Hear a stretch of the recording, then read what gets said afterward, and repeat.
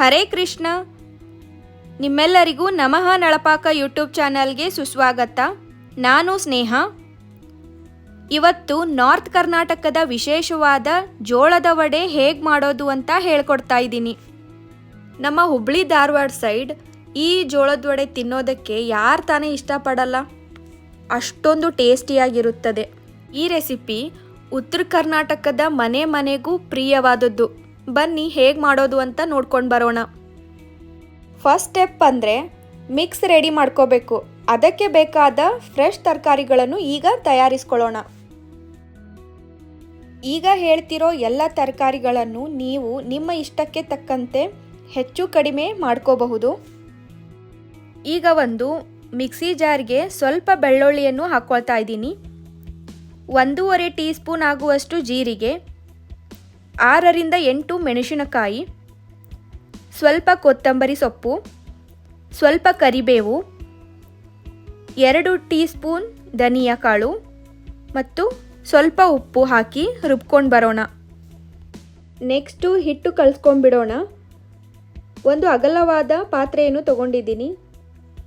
ಅದರಲ್ಲಿ 1 ಬೌಲ್ ಆಗುವಷ್ಟು ಜೋಳದ ಹಿಟ್ಟು, 1 ಬೌಲ್ ಗೋಧಿ ಹಿಟ್ಟು, 1/4 ಕಪ್ ಆಗುವಷ್ಟು ಕಡಲೆ ಹಿಟ್ಟು, 1 ಬೌಲ್ ಅಕ್ಕಿ ಹಿಟ್ಟು, 1.5 ಟೀ ಸ್ಪೂನ್ ಆಗುವಷ್ಟು ಅರಿಶಿಣ, 2 ಟೀ ಸ್ಪೂನ್ ಓಂ ಕಾಳು, 2 ಟೀ ಸ್ಪೂನ್ ಬಿಳಿ ಎಳ್ಳು ಮತ್ತು ಸ್ವಲ್ಪ ಕೊತ್ತಂಬರಿ ಸೊಪ್ಪನ್ನು ಹಾಕ್ಕೊಳ್ತಾ ಇದ್ದೀನಿ.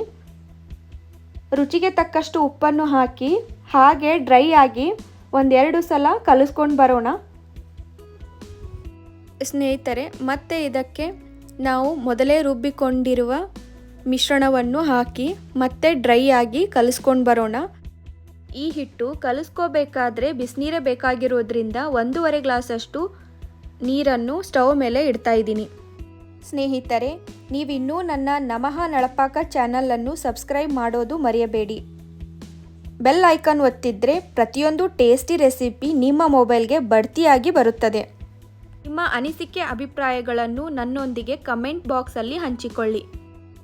ಸ್ವಲ್ಪ ಬಿಸಿ ಮಾಡಿದ ನೀರನ್ನು ಸ್ವಲ್ಪ ಸ್ವಲ್ಪವಾಗಿ ಹಾಕುತ್ತಾ ಸ್ಪೂನ್ ಮುಖಾಂತರ ಕಲಿಸಿಕೊಳ್ಳಬೇಕು. ಹಿಟ್ಟು ಸ್ವಲ್ಪ ಗಟ್ಟಿಯಾಗುವಷ್ಟು ಚೆನ್ನಾಗಿ ಕಲಿಸಿಕೊಳ್ಳಬೇಕು.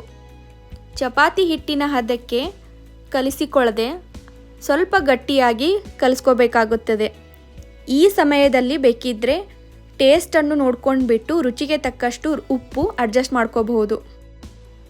ನೀರು ಸ್ವಲ್ಪ ಜಾಸ್ತಿ ಅನಿಸಿದರೆ 2 ನಿಮಿಷಗಳ ಕಾಲ ಹಾಗೆ ಬಿಟ್ಟು ಮತ್ತೆ ಗಟ್ಟಿಯಾಗಿ ಕಲಿಸ್ಕೊಂಡ್ಬಿಡಿ. ಹೀಗೆ ನಿಧಾನವಾಗಿ ಹಿಟ್ಟು ಕಲಿಸ್ಕೊಳ್ಳೋದು ತುಂಬ ಮುಖ್ಯವಾಗುತ್ತೆ. ಇನ್ನೂ ನೀವು ಇದಕ್ಕೆ ಉದ್ದಿನ ಹಿಟ್ಟು ಅಂತ ಬರುತ್ತೆ, ಅದು ಕೂಡ ಆ್ಯಡ್ ಮಾಡ್ಬೋದು. ಕಿರಾಣಿ ಶಾಪಲ್ಲಿ ಸಿಗುತ್ತೆ. ಇಲ್ಲ ಅಂದರೆ ಉದ್ದಿನಬೇಳೆ 3-4 ಗಂಟೆಗಳ ಕಾಲ ನೆನೆಸಿಟ್ಟು ಮಿಕ್ಸಿಗೆ ಹಾಕ್ಕೊಂಡು ಇದೇ ಹಿಟ್ಟಲ್ಲಿ ಕಲಿಸ್ಕೋಬಹುದು. ಈ ಜೋಳದ ವಡೆ ಮಾರ್ನಿಂಗ್ ಬ್ರೇಕ್ಫಾಸ್ಟಿಗೂ ತಿನ್ಬಹುದು, ಮಧ್ಯಾಹ್ನ ಲಂಚ್ ಮತ್ತು ಟೀ ಜೊತೆ ಸ್ನ್ಯಾಕ್ಸ್ ಆಗಿನೂ ತಿನ್ನಬಹುದು. ಅಷ್ಟೊಂದು ಟೇಸ್ಟಿಯಾಗಿರುತ್ತದೆ. ಇನ್ನೊಂದು ಹೇಳಬೇಕು ಅಂತಂದರೆ, ಬೇರೆ ವಡೆಗಳಿಗೆ ಕಂಪೇರ್ ಮಾಡಿದ್ರೆ ಈ ಜೋಳದ ವಡೆ ಕಡಿಮೆ ಎಣ್ಣೆಯನ್ನು ಹೀರಿಕೊಳ್ಳುತ್ತದೆ. ಅಷ್ಟೊಂದು ಆರೋಗ್ಯಕರವಾಗಿರುತ್ತದೆ.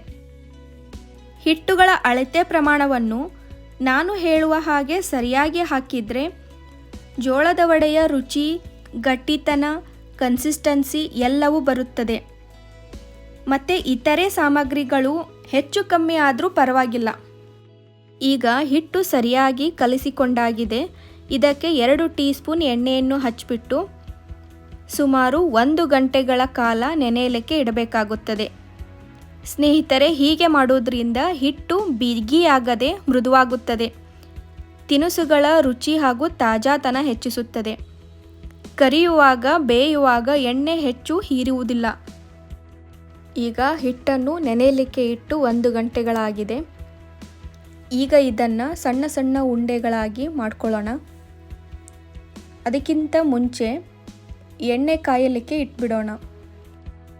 ನಮಗೆ ಬೇಕಾಗುವ ಸೈಜಿಗೆ ಉಂಡೆಗಳನ್ನು ಮಾಡ್ಕೊಳ್ಳೋಣ. ಸ್ನೇಹಿತರೆ, ನಿಮಗೇನಾದರೂ ಈ ಜೋಳದ ವಡೆ ರೆಸಿಪಿ ಇಷ್ಟವಾಗಿದ್ದರೆ ಲೈಕ್, ಕಮೆಂಟ್ ಹಾಗೂ ಶೇರ್ ಮಾಡೋದನ್ನು ಮರೆಯಬೇಡಿ. ಇನ್ನಷ್ಟು ನಮ್ಮ ಉತ್ತರ ಕರ್ನಾಟಕದ ಪಾರಂಪರಿಕ ರೆಸಿಪಿಗಳಿಗೆ ನನ್ನ ಚಾನಲನ್ನು ದಯವಿಟ್ಟು ಸಬ್ಸ್ಕ್ರೈಬ್ ಮಾಡೋದನ್ನು ಮರೆಯಬೇಡಿ. ಖುಷಿಯಿಂದ ನಿಮ್ಮ ಅನಿಸಿಕೆಗಳನ್ನು ನನ್ನೊಂದಿಗೆ ಹಂಚಿಕೊಳ್ಳಿ. ಇವಾಗ ನಾನು ಬಟರ್ ಪೇಪರನ್ನು ತಗೋತಾ ಇದ್ದೀನಿ. ಅದಕ್ಕೆ ಸ್ವಲ್ಪ ಎಣ್ಣೆ ಹಚ್ಚಿಬಿಟ್ಟು ಅದರ ಮೇಲೆ ತೆಳ್ಳಗಿನ ಪ್ಲಾಸ್ಟಿಕ್ಕನ್ನು ತಗೊಂಡಿದ್ದೀನಿ. ನೀವು ಬೇಕಿದ್ರೆ ಹಾಲಿನ ಪ್ಯಾಕೆಟ್ ಬರುತ್ತಲ್ಲ ಅದನ್ನು ಕೂಡ ಬಳಸಬಹುದು. ಈಗ ಲಟ್ಟಣಿಗೆಯ ಮುಖಾಂತರ ಸ್ವಲ್ಪ ಒತ್ತಿ ದೊಡ್ಡದಾಗಿ ಮಾಡ್ಕೋಬಹುದು. ಸ್ವಲ್ಪನೇ ಪ್ರೆಷರ್ ಕೊಡಬೇಕಾಗುತ್ತೆ. ನೋಡ್ತಿರ್ಬೋದು, ಈ ಸೈಜಿಗೆ ಲಟ್ಟಿಸ್ಕೊಂಡ್ರೆ ಸಾಕು, ಜಾಸ್ತಿ ತೆಳ್ಳಗೆ ಲಟ್ಟಿಸ್ಕೊಳ್ಬಾರ್ದು. ಈಗ ನಿಧಾನವಾಗಿ ಬಟರ್ ಪೇಪರಿಂದ ಬಿಡಿಸ್ಕೋಬೇಕು. ಈಗ ಇದನ್ನು ಎಣ್ಣೆಗೆ ಹಾಕ್ಕೊಳ್ಳೋಣ.